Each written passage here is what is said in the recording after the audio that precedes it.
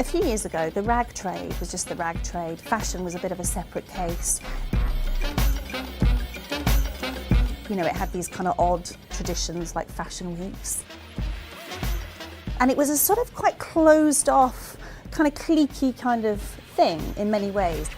It has now been burst open. Head to any fashion mall around the country and you'll find more stores than ever peddling cheap, trendy clothes.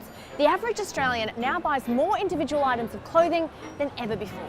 Not only that, we also throw away more individual items of clothing than ever before. It's all part of what's come to be known as fast fashion. Fast fashion is a production system where fashion is produced at low cost, high volume and incredibly high speed in terms of time from design through to hitting the shop floor. So a few decades ago, designers drew clothes. They picked out fabrics and colours and had them made.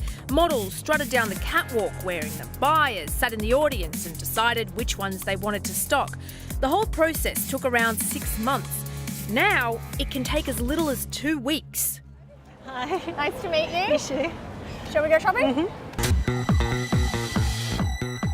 These garments are well made. They've got interesting textures. In 2010-2011, over 1.2 billion items of clothing were imported into Australia. So that's China, China, China. When it comes to fashion, we know Australians do buy a lot.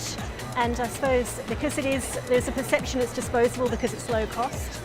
Disposability is a central aspect of fast fashion, but it's not just the physical garment that's disposable. This is a high quality garment. It's not going to just fall apart after a few wears. So fast fashion doesn't necessarily mean cheap or disposable? No, absolutely. That's the interesting thing about it. I mean, many of it is well made. The issue is more perhaps that the fashionability of it changes. Fashion retailer Zara boasts a 2-week turnaround of clothes, the quickest in the world. So if you see something in here 1 week, it might not be here the next. If you like it, buy it now. And if you want to stay on trend, come back in 2 weeks. This is what encourages consumers not just to buy more, but to throw more. You walk into a store where there's so much of one thing. That's right. And everything sort of looks the same, and maybe in 2 weeks later it's completely different. And so you get this idea that perhaps they're there to be thrown away, or they're not very good quality, or whatever. And when it didn't cost too much, you don't value it as much as a result. Hi everybody! I think it's adorable. It's still like fun and still me. Buy it on the website. It says Love Pink. I am gonna do a haul video for you guys today. They call it hauling, so they buy as much as they can for a very low price point, bring it home and photograph it.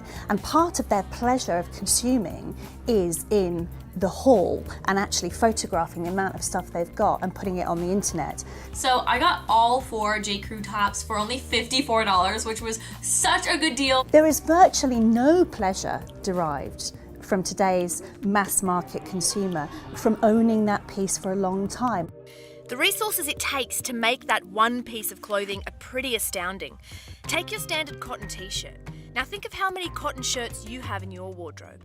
It takes 2,700 litres of water to make just one shirt. That's enough for one person to drink for 900 days. Each kilogram of cotton leaves behind 3.3 kilograms of carbon emissions. And that's not counting the labour costs. 1 year ago today, Rana Plaza, an 8-storey textile factory in Bangladesh, collapsed. More than 1,100 workers were killed.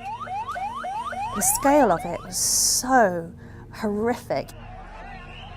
It was the most visceral illustration of all the flashpoints in the supply chain and where it's really going wrong. It becomes really, really incumbent on the fashion brands to take up responsibility.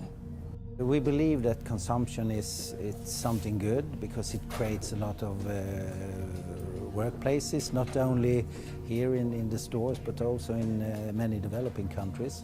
And I think what we have to do is to think about tomorrow and the day after tomorrow, take our responsibility. 1 year on, more than 150 brands have signed the Bangladesh Fire and Safety Accord, including fast fashion frontrunner H&M. It slashed suppliers and has begun recycling garments and material. But the change has done little to dent the insatiable appetite of consumers. When it opened in Melbourne earlier this month, H&M attracted 15,000 customers on its first day. I don't think today you can dictate to consumers because you will not sell things that people don't want to have. People seem to want to have it all, caught in a cycle of consumption and waste that's both catered to and perpetuated by retailers. So whose responsibility is it to break the chain, and what's it going to take for that to happen? This is so strong, this compulsion, this is so strong and all-consuming, this system. It is so seductive that save a major war, we're not going to stop buying into it.